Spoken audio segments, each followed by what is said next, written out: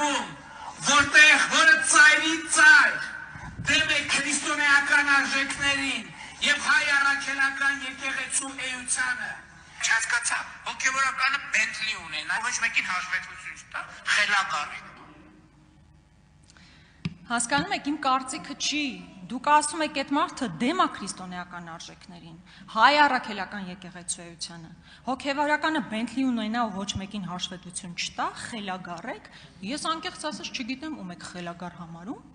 բայց այդ մարդու հետ դուք բանակցում եք եկեղեցու նորոգման շուրջ։ Եթե կարճ ձևակերպեմ, արդյոք եկեղեցին դուք պատրաստվում եք նորոգել մարդկանցով, ում դուք կարծում եք հոգևոր արժեքներից հեռու են, եկեղեցու էությունից հեռու են, լավ ավելի կարճ, նավասարդ կճոյաններով եք պատրաստվում եկեղեցի նորոգել։